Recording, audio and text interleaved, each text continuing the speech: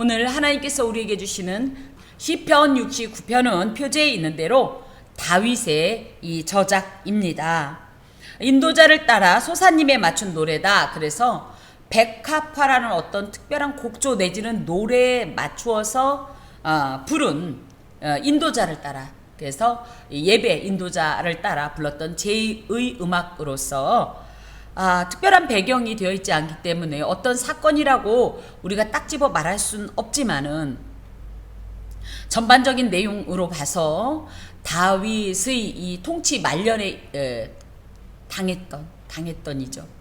그 아들 압살롬의 반역과 또 아도니아의 반역, 그리고 그 수하라고 할 수 있었던 요압과 아비아달이 그 특히 아도니아와 함께 이 반역을 도모함으로 말미암아 큰 어려움을 겪었었는데,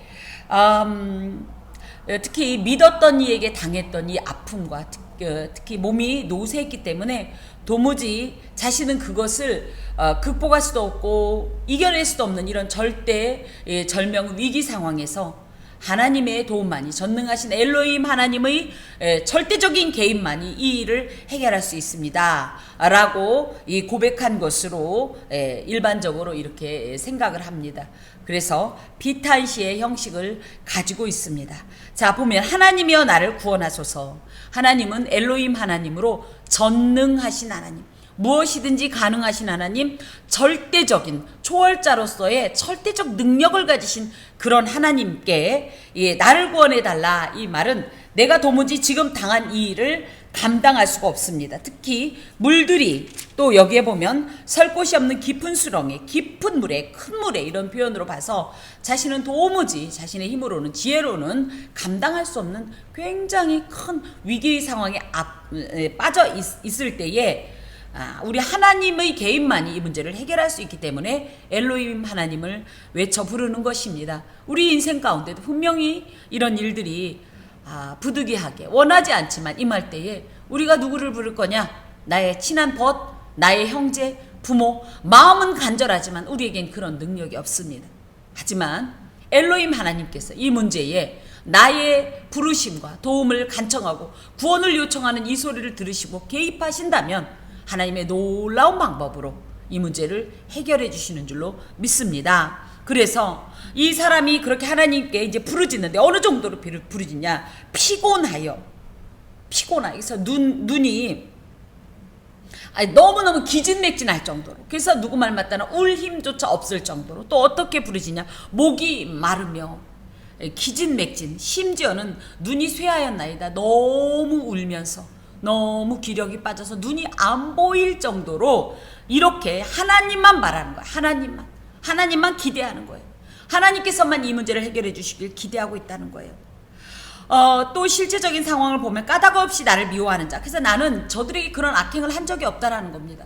실제로 이 큰 물, 깊은 물이라고 하는 이런 대적들을 만약에 아도니아의 반역으로 둔다고 볼 것 같으면 오히려 아도니아야말로, 또 압살롬도 그렇고 다윗에게 특별히 총애를 받던 아들일 뿐만 아니라 요압이야말로 다윗이 신정왕국 이 통치 이 시작 전부터 지금까지 함께 했던 정말 동고동락했던 절친이고요. 아비아달도 말해 무엇하겠습니까? 그렇게 친했던 사람들로서 당연히 그들에게 다윗은 선의로 행했지만 이들은 그것을 도리어 악한 의도로 나를 미워하는데 그 대적이 얼마나 많은지 머리털보다 많다라는 거예요. 여기도 부당하게라고 되어 있는데 억울한 이런 심정을 하나님 앞에 고백하면서 나를 끊으려 한다. 이것은 그냥 단순한 어떤 일시적인 어떤 이런 단절 수준이 아니라 왕권은 당연히 지금 폐위시킬 거고 생명마저도 끊으려 하는 이런 악한 행동들을 하나님께서는 아신다 이거예요. 심지어는 내가 빼앗지 아니한 것도, 그래서 내가 행하지 않은 것까지도 보상을 요구하는 이런 위기 가운데 있습니다. 그래서 나는 까닭 없이 당하는 것 같고 부당하게 이 일을 당하는 것 같은데 너무 억울한데 문득 생각해 보니까 다만 하나님 앞에는 나는 우매한 존재입니다.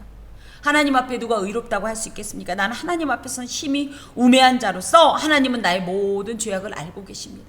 제 아무리 내가 보기엔 굉장히 도덕적이고 내가 보기엔 하나님 앞에 합당한 것 같지만 하나님 앞에 섰을 때 한터럭도 죄가 드러나지 않는 존재는 없다라는 사실을 다윗은 이 성숙한 신앙의 관점으로 고백하는 겁니다. 그러면서 주 만군의 여호와여, 주를 바라는 자들이 나를 인하여 수치를 당하게 하지 마옵소서. 이스라엘의 하나님의 주를 찾는 자가 나로 말미암아 욕을 당하게 하지 마옵소서. 그래서 하나님은 이스라엘을 지키시는 자로서 단순한 인간적인 왕이 아니라 온 천하 만물을, 이 최바오트라는 표현은 온 천하 만물을 다 군사로 쓸 수 있는, 군대화할 수 있는 이런 분으로서 이 분께서 개입하시면 주를 바라는 자들, 그래서 하나님만 바라면서 자신의 삶을 경건하게 살고자 몸부림쳤던 자들, 또 주를 찾는 자들, 주님과의 교제를 사모하고 주님께 소망의 닻을 두면서 그저 주님만 원하고 고대하던 이런 모든 사람들이 혹시라도 나의 이런 패망이나 나의 어떤 실패로 말미암아 나의 허물로 인하여서 그들이 도리어 상처를 입거나 또 사람들에게 비난의 어떤 이 대상이 되거나 낙심하거나 올무에 갇혀서 시험당하지 않도록, 실족당하지 않도록 도와주옵소서.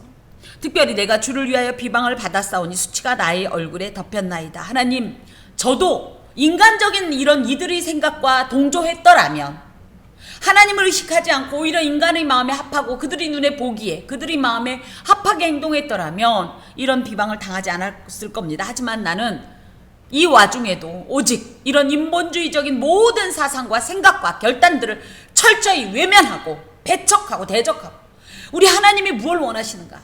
우리 하나님은 이 일을 어떻게 보실까? 그래서 나는 그 하나님의 마음에 합하게 살고자, 그 계명에 순종하고자, 손해를 감수하고 비난을 감수하고, 미련하다, 어리석다, 이것만이 방법이라고 얘기해도 이것이 하나님의 뜻이 아니기 때문에 나는 오로지 이 모든 것을 물리치고 하나님만을 향하였습니다. 그랬더니 많은 사람들이 나를 비방하고 모욕합니다. 심지어 그게 나의 형제, 나의 어머니의 자녀들이 나를 외면할 정도로 나는 철저한 이 고립된 상태에서 하나님을 믿는다는 이유로, 하나님의 계명을 사랑한다는 이유로, 그 계명을 따른다는 이유로, 경건하게 살고자 몸부림친다는 이유로 이런 이 무립 고원의 상태가 되었습니다. 고원 무립의 상태가 되었습니다. 주의 집을 위하는 열성이 나를 삼키고 주를 비방하는 비방이 내게 미쳤나이다.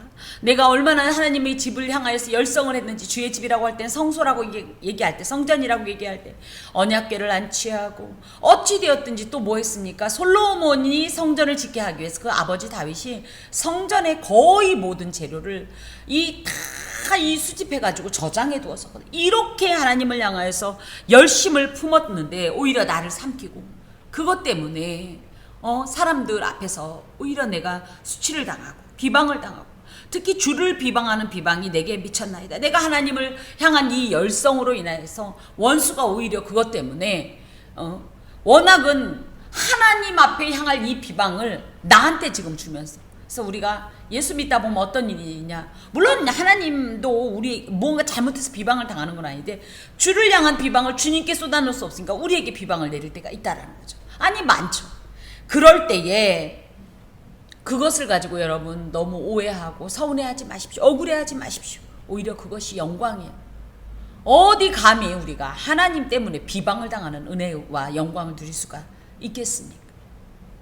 그랬고 이제 그랬다는 거예요. 그러니까 이건 뭐예요? 괜히 트집 잡고 싶어서, 욕하고 싶어서, 심지어 하나님을 비방하는 그 비방을 나에게. 근데 이것을 우리는 예수 믿는 자들로서 불행하게 생각하지 마라. 오히려 감사해라. 내가 어떻게 귀하신 하나님으로 인하여서 이런 영광스러운 비방을 당할 수 있을 것인가? 자, 내가 곡하고 금식하였더니 그것이 도리어 나의 욕이 되었으며 내가 굵은 배로 내 옷을 삼았더니 내가 그들의 말거리가 되었나이다. 그래서 곡하고 금식하고 굵은 배옷을 입었다는 것은 철저한 회개와 이 참회의 태도로서, 겸손의 태도로서 중보하면서 이렇게 나는 죄인으로서 부족합니다, 이런 고백을 드렸더니 오히려 사람들이 아이고 잘나셨어요, 아이고 열심히 하십니다, 비난했다는 거예요.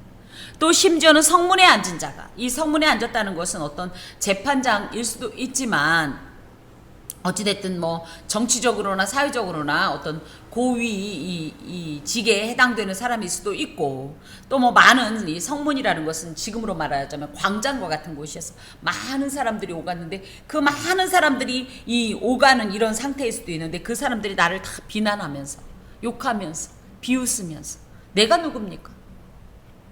예, 신정왕국의 통치자 왕 아닙니까? 그럼에도 불구하고 지금의 자신의 신분이 이렇게 처절하게 추락한 이런 모습입니다. 예전에 소위 말하면 우리 인간적으로 얘기할 때 잘 나갈 때는 사람들이 어때요? 내 앞에서 굽히고 칭찬하고 나를 높이고 나를 추앙하고. 그런데 어떻습니까? 내가 빈한해지면요, 내가 비천해지면요, 내가 가난해지면요, 내가 약해지면요, 이게 마치 벌떼들처럼 우리를 비난하고, 오히려 그때 선의로 행했던 것을 지금 그들이 악의로 행하게 되거든요. 그런 모습을 지금 여기에 기록하면서 그걸 철저히 당하고 있는 자신의 모습을 하나님 앞에 호소하고 있습니다. 특히 독주에 취한 물이라는 것은 약간 우리 표현으로 얘기하면 한량, 술에 취해가지고 횡설수설하는 사람들이 나를 두고 노래하나이다, 놀리는 조롱의 이 소리를 하고 있다라는 거예요. 자, 그러면서 여호와여 나를 반기시는 때에 내가 주께 기도하오니 하나님이여 많은 인자와 구원의 진리로 내게 응답하소서. 그래서 나를 반기시는 때라는 표현은 에트라촌이란 말로 하나님께서 기도에 응답하셔서 악인에게 죄값대로 보응하시는 그때에 내가 주께 기도하오니. 그래서 와 아니 테필라티 레카 이런 표현으로요. 이거는 여기에는 우리는 그냥 내가 주께 기도하오니 이렇게 되어 있지만 원학은 그러나 나는 나의 기도 당신께 이러면서 너무 뭐 기도하다 보니까, 그리고 자신이 지금 현재 어때요? 가장 애지중지했던 아들인 이 아비아달, 또 요압, 이렇게 어려울 때 여러 가지 고난과 어려움을 함께한 자들로 믿고 신뢰하고 사랑했던 이런 자들에게 지금 이런 정말 예상치 못했던 어려움을 당하게 된 이 일로 인해서 너무 가슴이 벅차서 이 단어가 연결이 안 되는 거예요. 뜨문뜨문, 마치 아이가 더듬더듬 하는 것처럼. 그래서 저는 방금 와 아니 테필라티 레카 이랬지만 이렇게 얘기해요. 와 아니 테필라티 레카 이러면서 이 가슴이 벅차가지고, 저희도 기도할 때 다 이어지지 않고 툭툭툭툭 말이 나오는 것처럼 지금 그렇게 하나님 앞에 기도를 하고 있는 거예요. 그런데 자, 이 나를 반기시는 때라는 에틀라촌, 즉 하나님께서 악인에게 죄값대로 보응하시는 그 때를 지금 바라본다는 거예요. 지금을 바라보자. 그래서 인간적인 배신과 소외감 속에서도 자신을 불쌍히 여기시고 사정을 알아주시며 친절하게 영접해 주시는 그 하나님을 바라보면서, 하나님은 아시리라, 하나님은 아신다, 하나님께서는 이걸 갚아주신다 라는 이런 확신과 하나님에 대한 이런 신뢰감으로 이 사람이 지금 하고 있는 게 뭐예요? 결국은 기도예요. 그런데 지금 이 기도는 뭐예요? 지금 현재만 바라보는 게 아니에요. 물론 현재도 바라보죠. 하지만 우리는 뭡니까? 현상 너머에 있는, 내지는 현상으로 덮여 있는 그 핵심을 보게 하고 진짜를 보게 하는 게 기도입니다. 우리가 눈앞에 이렇게 보는 게 진짜인 것 같죠. 이게 실상인 것 같지만 영적으로는 이게 허상이에요. 이게 그림자입니다. 실상이야말로 하나님의 관점에서 볼 때, 하나님께서 약속하신 그 말씀의 원리대로 볼 때 이거다. 그럼 이게 실상이에요. 근데 저희는 어떻습니까? 보이는 허상에 자꾸만 속아요. 그래서 보이지 않는 실상을 찾을 생각을 못하고 보이는 허상 때문에 울고 불고 넘어지고 낙심하고 갈등하지만, 우리가 바라보아야 될 것이 뭐예요? 에툴라촌, 하나님께서 그 모든 것을 판단하시고 그야말로 지금은 허상으로 보이는 실상이 드러나는 그때를 바라보는 게 기도하는 자의 특권이고, 이게 믿음입니다. 이게 신앙의 저력입니다. 지금 다윗이 그러면서 그때 하나님께서는 어떻게 할 거냐? 많은 인자와 구원의 진리로 내게 응답하소서. 그래서 하나님께서는 나를 해치려는 대적의 수가 아무리 많고 강하다 할지라도, 4절에 보면 얼마나 많은지 머리털보다 많다고 그랬잖아요. 하나님의 많은 인자, 그 사랑하심, 헤세드, 그 무조건적인 이 언약에 근거한 은혜, 예, 갚아주심이 이 오히려 너무 많기 때문에 이것들로 인해서 도리어 많은 대적들이 위협을 당한다는 거예요. 하나님이 나를 사랑하는 것이 내 입장에서는 사랑을 받는 것이지만 이 사랑을 받지 못하는 어떤 이 나의 맞은편에 있는 대적들의 입장에서 이게 더 큰 두려움인 거예요. 그러면서 나는 지금은 이렇게 이 머리털보다도 더 많은 이런 원수들의 이 뒤덮여 있지만 반드시 하나님께서 많은 인자와 구원의 진리로, 그래서 불변하는 언약적인 이 사랑과 그 언약을 신실하게 이행하시는 이 하나님의 역사로 말미암아 나는 어떻게 할 거다. 반드시 하나님 앞에서 그 반기시는 때를 맞을 거다. 그 보응의 때를 만나게 될 거다. 그러면서 이것은 기도에 대한 하나님의 응답을 확신하는 다윗의 모습입니다. 내가 기도해 놓고도 그럴까 저럴까 과연 그럴까가 아니라 난 반드시 그럴 것을 믿는다 라는 이 고백이 지금 13절에 있습니다. 잠시만요. 자, 14절 보면 나를 수렁에서 건지사 빠지지 말게 하시고 나를 미워하는 자에게서와 깊은 물에서 건지소서. 또 큰 물이 나를 휩쓸거나 깊음이 나를 삼키지 못하게 하시며 웅덩이가 내 위에 덮쳐 그것의 입을 닫지 못하게 하소서.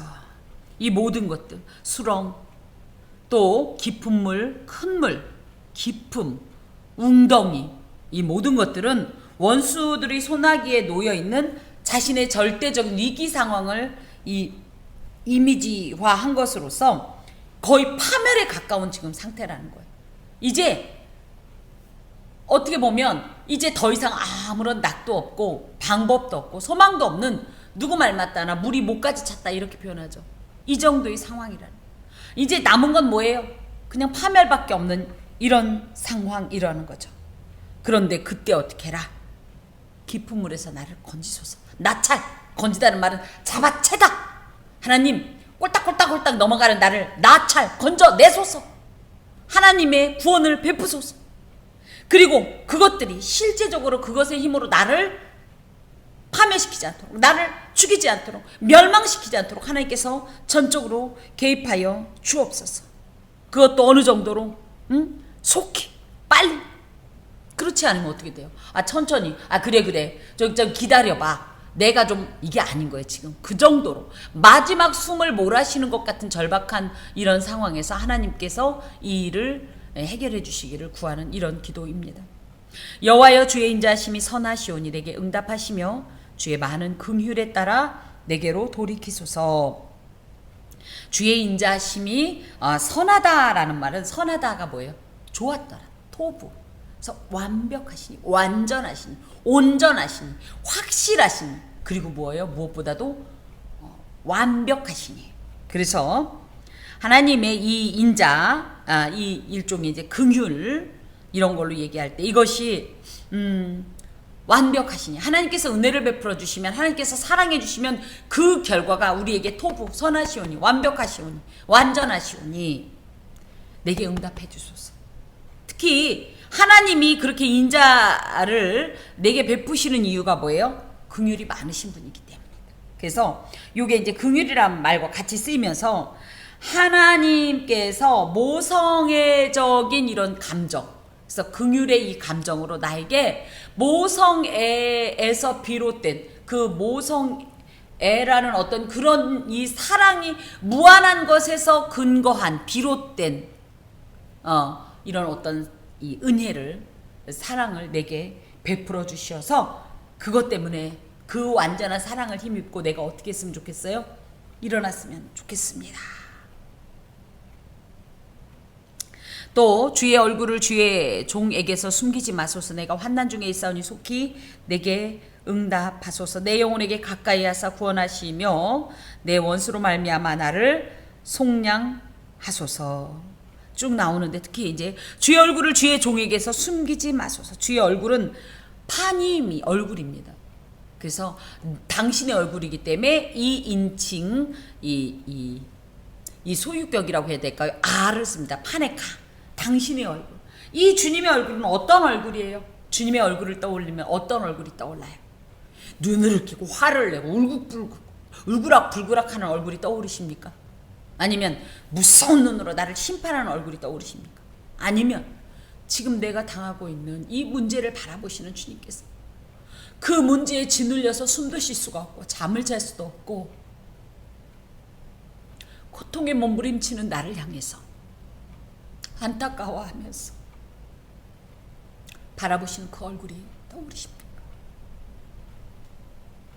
우리가 쏟을 눈물이 더 이상 없을 정도로 울었다 할지라도 우리보다 더 많은 눈물을 흘리시는 분이 주님이십니다. 주님께서 그 얼굴을 내게 베푸시고 향하시기 때문에 저희가 구원을 소망할 수가 있는 거예요. 구원을 기다릴 수가 있는 거예요. 기대할 수가 있는 거예요. 그런데 그 얼굴이 내게 보이지 않는다면, 내가 더 이상 그 얼굴을 소망할 수가 없다면, 기대할 수가 없다면 죽은 목숨이죠. 은혜를 베푸시고 구원을 베푸시는 하나님의 인자하심과 긍휼하심이 중단되거나 도움을 구하는 자가 처한 상황을 외면하는 이 일이 있지 않도록, 그러니까 하나님께서 이 일에 적극적으로 개입해 주시고 도움을 베풀어 주시고 은혜를 베풀어 달라는 이런 소리입니다. 내가 환난 중에 있사오니 속히 내게 응답하소서. 지금 내 이 상황을 보실 때 하나님께서 빨리 응답해 주시지 않으면 나는 어떻게 되냐? 곧 죽게 됩니다. 특히 16절에 여호와여, 아까는 어떤 하나님이었어요? 엘로힘 하나님이었다면 이 일을 행하시는 분이 누구다? 여호와. 그래서 언약하신 대로, 약속하신 대로 내가 너는 내게 부르짖으라. 환난 날에 너는 내게 부르짖으라. 내가 내게 응답하겠다. 그 약속을 붙잡고 기도하는, 외치는, 간구하는 나의 소리를 들으시는 하나님 여호와요.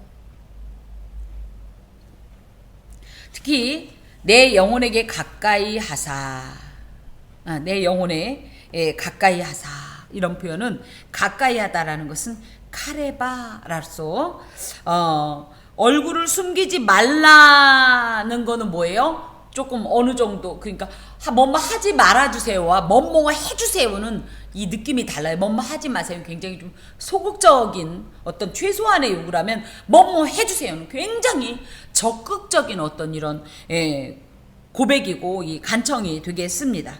그래서 사실 지금 이 사람이 당한 이 환난은요, 그냥 얼굴을 숨기지 않는 정도가 아니라 실제적으로는 하나님께서 나와 가까이 계시다는 확신이에요. 이 문제를 지금 나와 같은 이 거리에서 보고 계시고, 같은 감정, 같은 체온으로, 같은 이런 그 위기 의식으로 이 상황을 같이 바라보는 것, 이것에 대한 확신이 지금 저자에겐 필요합니다. 그래서 우리도 마찬가지인 거예요. 하나님께서 저 멀리 계신 게 아니라 지금 나와 함께.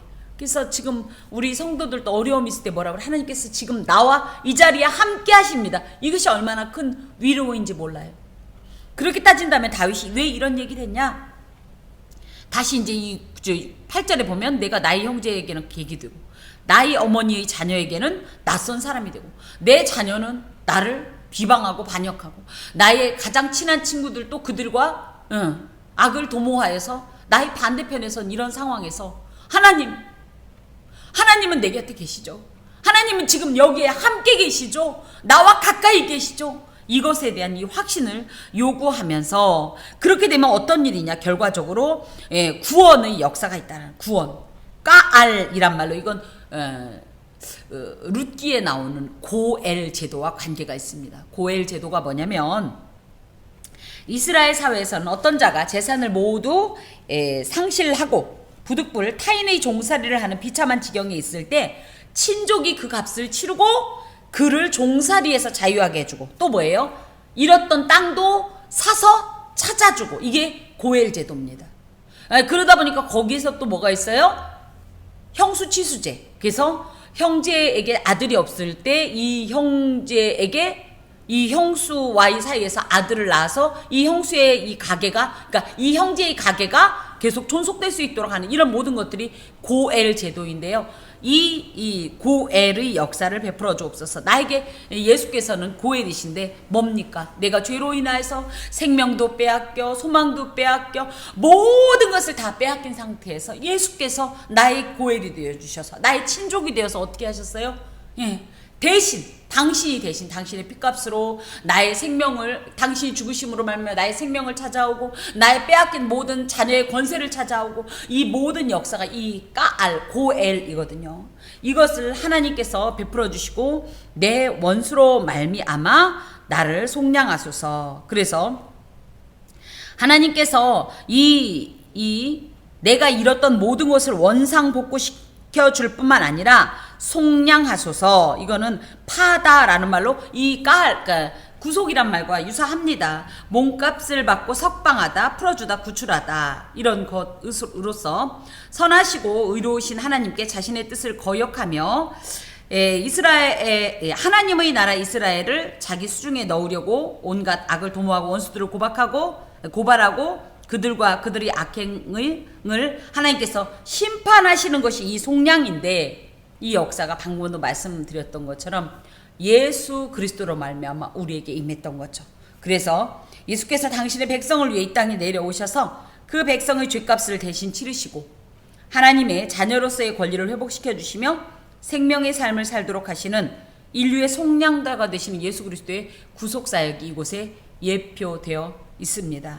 지난주에도 말씀드린 것처럼 굉장히 많은 어떤 부분에서 예수의 이 메시아적인 예표가 굉장히 많이 나타나는데 여기에서도 이렇게 발견이 됩니다.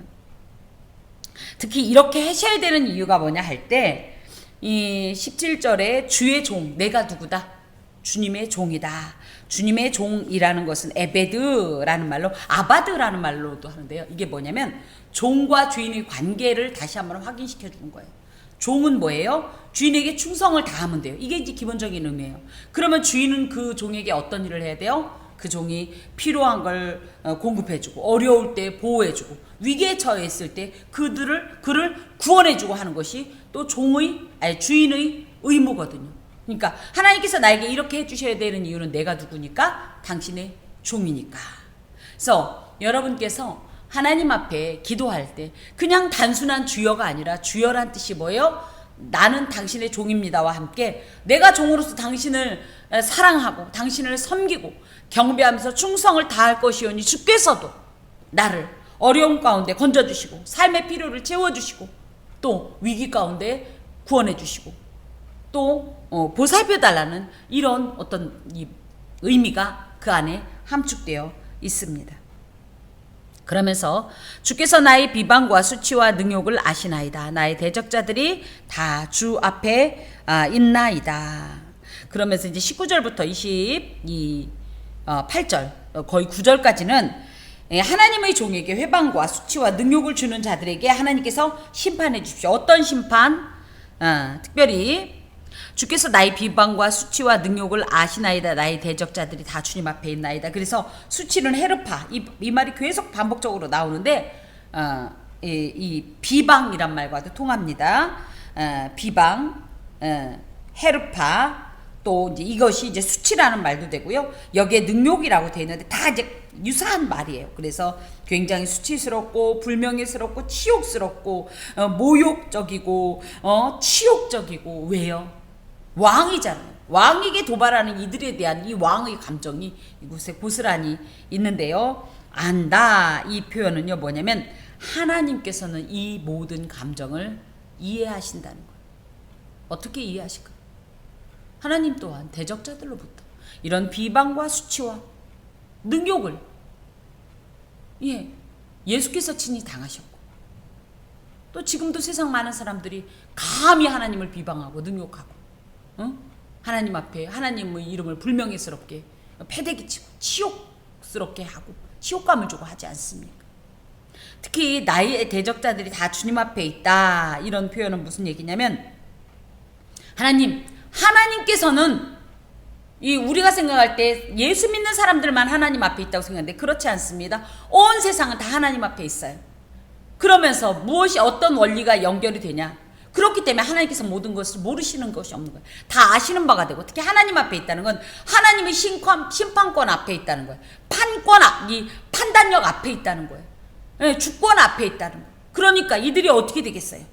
네, 하나님께서 보실 때 악을 행했는데 하나님께서 모른 척하고 넘어갑니까? 내지는 실제로 모르겠습니까? 그럴 일은 없지요. 그래서 하나님께서는 당신의 이 주님 앞에서 감히 하나님의 이 신정 왕국의 통치자로서 하나님의 대리자로서 살아가는 다윗에게 비방하는 이런 행동들을 간과치 않을 거다.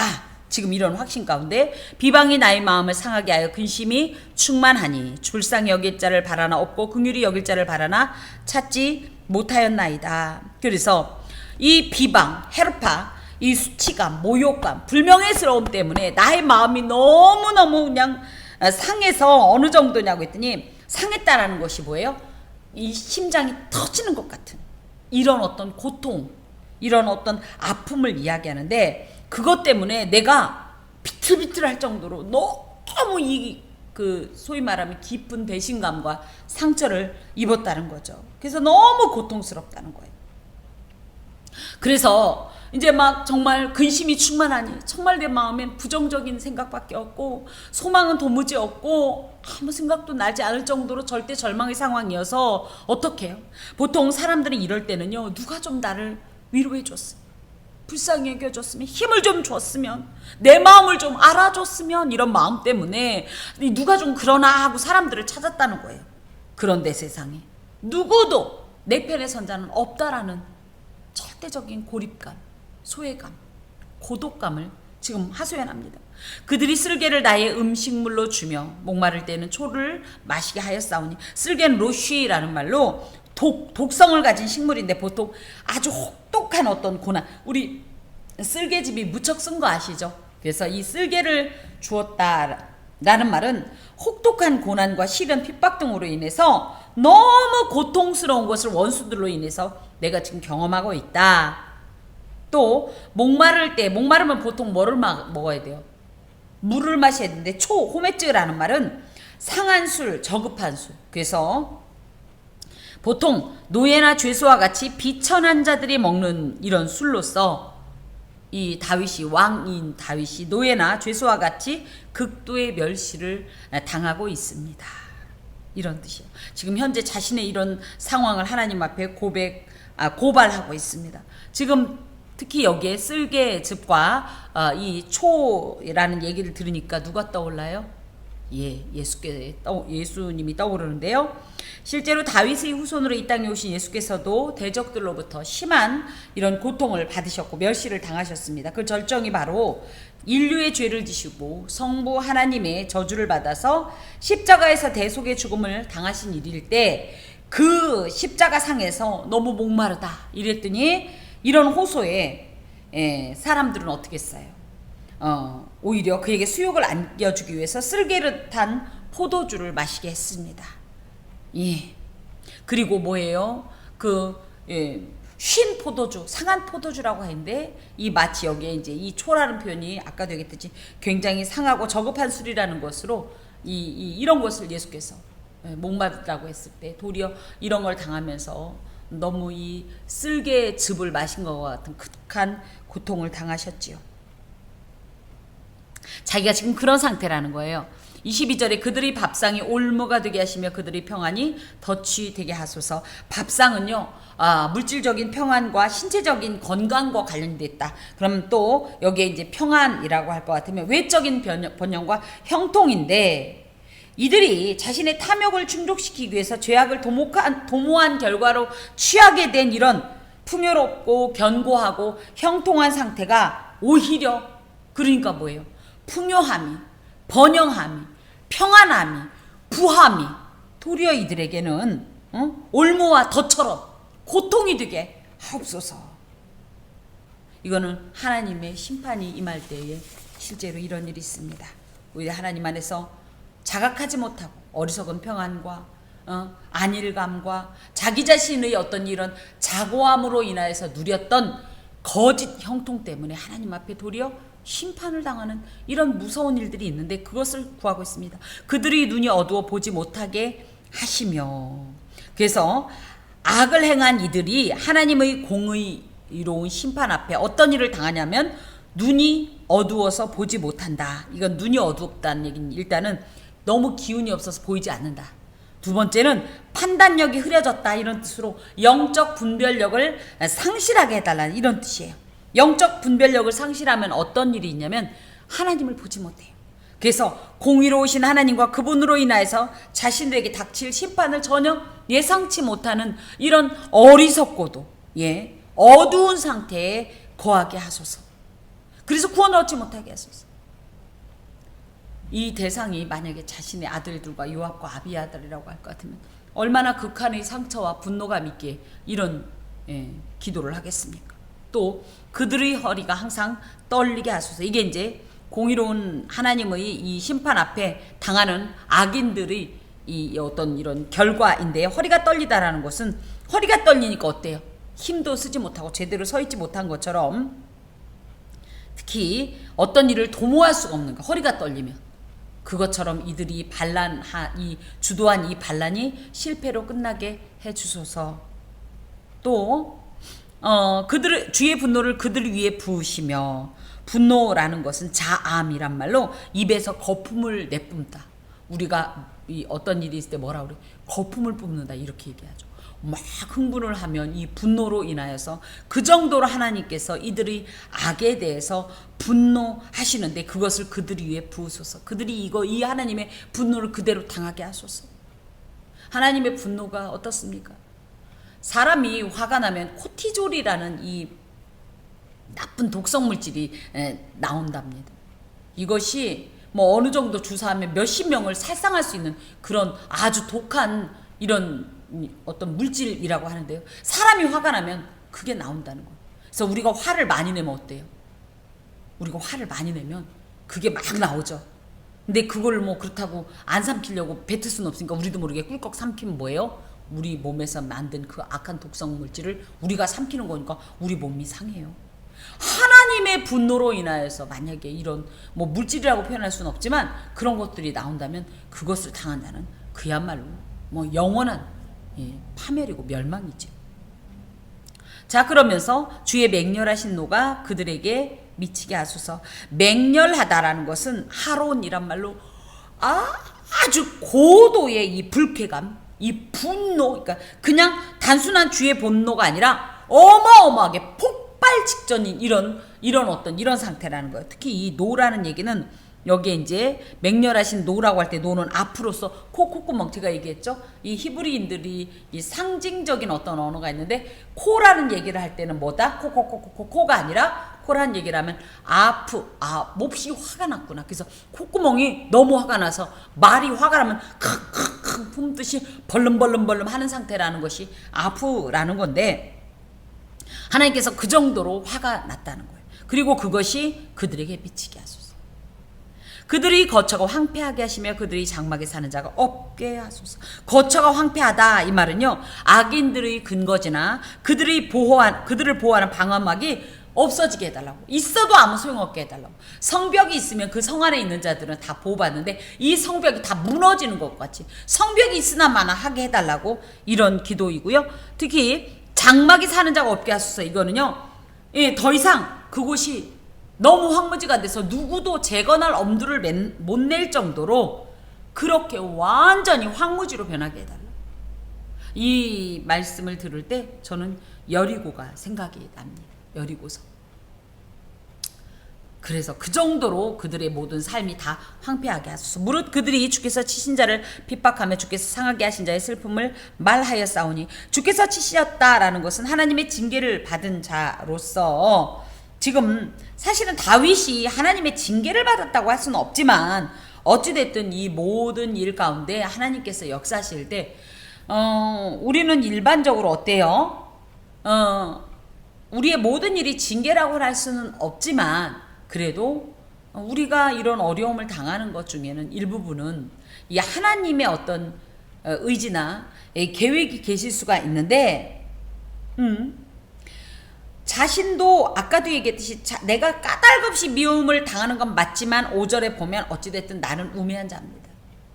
그래서 그것 때문에 이런 징계를 당한다라고 생각을 할 때에 그렇게 되면 그쵸? 이 사람이 나는 잘하려고 했는데 제대로 되지 않은 이 부분에 대해서 오히려 안타까워하면서 위로해주고 격려해주지는 못할 망정 그를 쳤다. 이 얘기는 상처를 주었다. 또 뭐 핍박했다. 이런 얘기거든요. 주께서 상하게 하신 자, 그것도 같은 말이에요.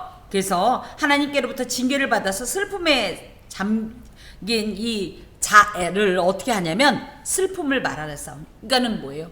내가 예를 들어 다윗이 자신의 우매함이라고 이렇게 표현했는데 우리가 일반적으로 뭐라고 그래요? 압살롬이나 아도니아의 반역이 무엇 때문에 보통 밧세바와의 이 간음 행위 때문에 그렇다는 얘기를 참 많이 하는데요. 그러면 이겁니다. 이제 그 부분으로 얘기를 하자면 그것 때문에 하나님께로부터 징계를 받아서 슬픔에 잠겨 있어요. 너무 고통스러워요. 그러면 어떻게 해야 돼요? 그땐 그랬지만 이젠 잘하고 있으니까 괜찮다라고 해야 되는데 어떻다는 거예요? 그 실상을 낱낱지만 그때 그래 저래 해서 지금 이 일을 당하는 거다. 막 이렇게 얘기를 하면서 오히려 사람들로 하여금 지금 하나님께로부터 징계를 당하고 주께서 상하게 하신 어떤 이런 것을 당하는 이 사람을 더 아프게 만드는 이 사람들에 대해서 고발하면서 그들의 죄악을 더하사 죄의 공의에 들어오지 못하게 하소서. 이건 무슨 얘기냐면 죄악은 이 내적인 악함과 외적으로 드러난 모든 것을 얘기한다고 할 때 원래 처음에 있던 죄악은 이 원어가 아온이고요. 뒤에 있는 죄악은 나탄이란 말로 이 내적인 악함과 외적으로 드러난 어떤 이 죄악을 특정한 대상에게 넘겨주어서 그에게 종속시킨다는 뜻이에요. 그러니까 우리가 죄를 지었기 때문에 이 죄 때문에 어떤 일이 있어요? 사탄에게 넘긴 바 되듯이 이런 얘기입니다. 그래서 대적들이 자신들이 범한 죄 때문에 죄악의 포로로 넘겨짐을 당하게 하소서. 사탄에게 넘긴 바 되게 하소서. 그래서 주의 공의에 들어오지 못하게 하소서. 하나님의 이 공의로운 이 심판을 받지 못하게 하소서. 하나님이 그렇다고 공의로운 심판을 안 하시냐? 그게 아니라 하나님께서 이 죄악을 더한 이 상태가 되면 어때요? 그들이 즐겨하는 죄 그 자체로 그냥 그 죄를 짓게 만드는 거예요. 그냥 냅두는 거예요. 유기하고 방임해서 하나님께서 베풀어 주시는 구원의 은총을 맛보지 못하고 그래서 결국은 뭐예요? 하나님의 공의라고 하니까 봐주지 않는다는 개념도 있지만 할 수만 있으면 은혜의 낙을 누리고 생명의 낙을 누리게끔 이렇게 유도하는 행동을 하지 마옵소서. 특히 그들의 생명책에서 지우사 의인들과 함께 기록되지 말게 하소서. 이것은 악인들의 최종적 운명이 하나님의 구원, 생명책이 그거 아닙니까? 우리 이름이 생명책에 기록되기를 원하나이다 했더니 싫어요. 그럴 사람 보자를 다들 감동하면서 은혜롭게 아멘. 이 생명책에 기록된다는 것은 주의 구원이 보장되어 있다 이렇게 얘기할 때 그런 일이 이 사람들에게 일어나지 말게 하소서. 오히려 하나님의 언약으로부터 그 구원의 약속과 이런 어떤 은총으로부터 멀리 떨어져 나가서 저주를 당하고 영원한 멸망에 던져지게 해달라. 여기서 이제 지우다라는 말은 기록되지 말다 이런 말과 함께 유대인들이 생각할 때 이제 생명책이니까 적는다는 거 아니에요. 근데 적혀 있을지 모르겠어요. 왜? 이들은 혈통적으로 아브라함의 후손이니까. 그런데 하나님께서 어떻게 하는 거예요? 이들의 악행 때문에 이 생명책에 기록됐던 이 이름을 싹 지워버리는 응? 기록 자체도 아예 말아달라는 거예요. 이거는 유대인들에게 있어서 매우 사실은 자주 사용되는 저주의 문구라고 하겠습니다. 적어도 우리가 아무리 부족해도 생명책에 기록되기를 축원하는 것이 보통의 어떤 이런 마음인데 오죽하면 그 생명책에서 지워달라 이런 표현을 하겠습니까? 악을 행한 자에게 하나님께서 이렇게 행해달라고 지금 다윗이 고백하면서 오직 나는 가난하고 슬프니 하나님의 주의 구원으로 나를 높이소서. 나는 가난하다라는 얘기. 물질적으로도 가난할 수 있지만 지금 아무도 옆에 있는 사람도 없어요. 또 뭐예요? 주의 집을 위하는 열성 때문에 내가 오히려 삼킴을 당하고 주의 이 비방하는 비방이 내게 미쳤고 많은 사람들이 내가 금식하고 곡하고 굵은 베옷을 입는다고 말거리하고 심지어 독주에 취한 무리가 나를 막 노래하면서 나를 비웃으면서 막 이런 상황에 있는 이 자체가 가난한 상태인 거예요. 이 가난하다라는 표현이 물질적인 표현 아니라 관계적으로 또 구원과는 마치 거리가 먼 것 같은 그런 힘겨운 상태를 의미합니다. 또 슬프다라는 말은 감정적 슬픔뿐 아니라 육체적인 아픔. 그래서 뭐 이 사람이 아까도 얘기했듯이 다윗이 노쇠했기 때문에 어떤 노환도 있을 수 있겠고 또 뭡니까? 이 지금 이런 극심한 스트레스 상황이 병을 악화시킬 수도 있는 거지요. 그리고 지금 이런 가난함, 아까도 말씀드린 이런 사회적인, 이 관계적인 또 정신적인 이런 상황 때문에 너무너무 고통에 겨운 이런 상태를 호소하면서 그런 나를 어떻게 하냐. 주의 구원으로. 즉 하나님의 구원이라는 것은 단순한 우리가 구원이라는 표현을 그냥 명사적으로만 표현하지만 실제적인 하나님의 이 건져내시는 손길 이렇게 표현할 때 이 건져내시는 손길로 말미암아 나를 높이소서. 높이다라는 얘기가 높은 지위에 두소서 이런 표현보다는 주님의 이 손길이 나를 이렇게 구원하셔서 더 이상 대적들이 나를 건드리지 못하도록 대적들이 손길이 닿지 않은 안전한 지대로 옮겨 주옵소서. 우리도 너무 힘에 겨울 땐 뭐라고 그래요? 차라리 이런 표현을 하는데 이게 이제 어떤 절대 절망적인 어떤 표현이라기보다는 하나님의 구원으로 말미암아 이 상황이 속히 해결되고 나는 안전하게 하나님의 베푸신 은혜와 구원의 낙을 누리고자 하는 이런 소망의 기도입니다. 여러분 우리의 삶 가운데 뭐 다윗에게만 이런 일이 있을까요? 우리도 얼마든지 정말 설 곳이 없는 깊은 수렁, 큰 물, 깊은 물 때문에 숨이 깔딱깔딱 넘어가는 것 같고 정말 마지막 숨인 듯 몰아쉬는 그런 때가 분명히 있다라는 거죠. 너무 억울하고 해도 안 되고 그럴 때 많은 사람들은 그저 손을 놓고 탄식하고 절망하고 원망하죠. 하지만 우리는 어떻습니까? 하나님께서 나시다는 거예요. 이 모든 상황이 하나님 앞에 있다는 거죠. 다만 하나님께서 나에게서 얼굴을 숨기지 마시고 도리어 내게 가까이 계셔서 내가 하나님을 감지할 만큼 가까이 계셔서 내가 그 확신을 가지고 나아가게 하소서. 특히 지금 이런 일들을 하나님께서 보셨사오니 분명히 공정하게 판단하실 것이다.